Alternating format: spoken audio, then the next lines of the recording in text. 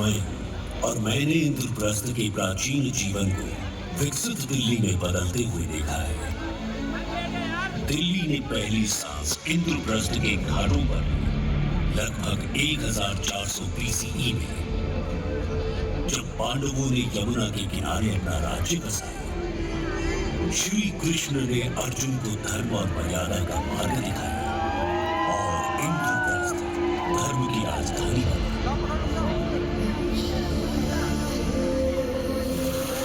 यहाँ के घाट, मंदिर और महल मेरी पहचान थे। हर पत्थर से संस्कार और मानवता की खुशबू आती थी। इंद्रप्रस्थ पवित्र भारत का हृदय था। ये दिल्ली की शुरुआत थी और यहीं से इसका इतिहास जुड़ा है।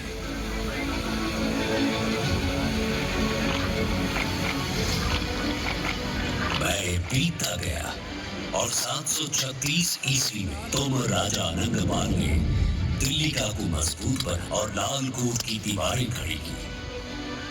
फिर पृथ्वीराज चौहान आए, जिन्होंने दिल्ली में किला राय पिथौरा बनाया और यहाँ अपनी राजधानी स्थापित की। तोमर शौर्य और चौहान वीरता ने मिलकर इसे एक नई पहचान के साथ और भी ज्यादा मजबूती दी। 1526 में मुगल शासन आया और 1639 में शाहजहां ने दिल्ली को शाहजहानाबाद बनाया। फिर जब उनके दौर का अंत हुआ, तब दिल्ली फिर अपनी असली पहचान में वापस आ गई। इसका इतिहास और इसकी संस्कृति हर युग में अपनी गहराई में बनी रही और इसकी वीरता के पत्थर सदा अमर रहे। फिर आया सन 1911, जब ब्रिटिश ने कलकत्ता से राजधानी दिल्ली शिफ्ट की। किंग जॉर्ज V के दरबार में दिल्ली को आधिकारिक राजधानी घोषित किया गया। 1912 में इस बदलाव को लागू करते हुए दिल्ली को चीफ कमिश्नर्स प्रोविंस बनाया गया, जहां शहर का प्रशासन एक चीफ कमिश्नर के हाथ में था, बिना किसी विधायिका या स्थानीय स्वशासन के।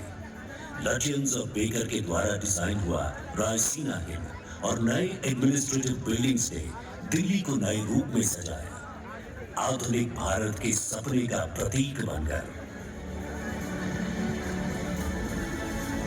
फिर समय आया आजादी का।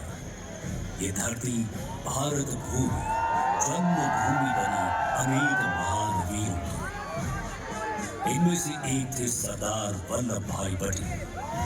सिर्फ एक नेता नहीं, बल्कि दिल्ली के लिए विश्वास का प्रतीक थे।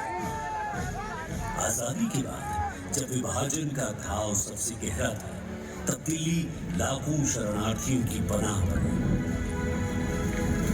मैं तो अपने दुख में डूबा रहता, पर सरदार पटेल की अटल इच्छा शक्ति ने मुझे नई ताकत दी।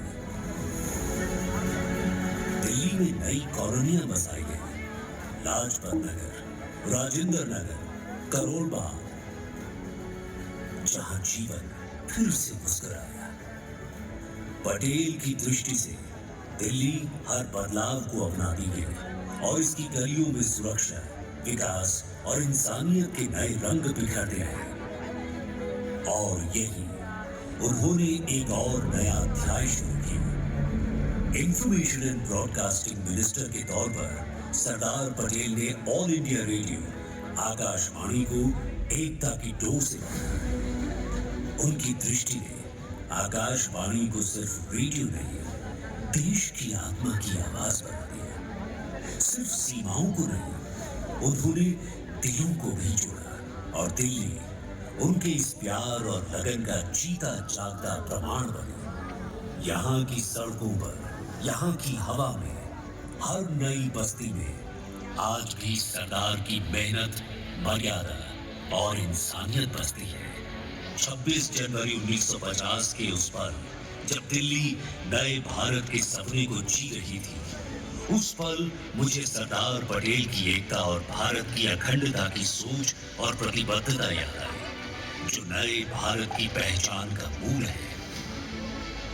सरदार वल्लभ भाई पटेल के नेतृत्व में दिल्ली को 1950 में एकीकृत भारत का हृदय बनाया। 1952 में दिल्ली एक पार्ट सी स्टेट बनी, जहां उसे अपनी विधानसभा और अपने पहले मुख्यमंत्री के रूप में चौधरी ब्रह्म प्रकाश मिले।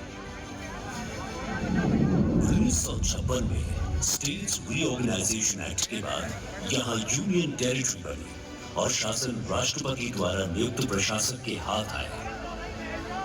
1967 में मेट्रोपॉलिटन काउंसिल और लेफ्टिनेंट गवर्नर के साथ सीमित सलाहकारी व्यवस्था बनी, लेकिन 1991 में संसद ने दिल्ली को नेशनल कैपिटल टेरिटरी एनसीटी का दर्जा दिया, जहां विधानसभा का गठन हुआ, पर उसके अधिकार क्षेत्र से लैंड और पब्लिक ऑर्डर को बाहर रखा गया। 1993 में पहले विधानसभा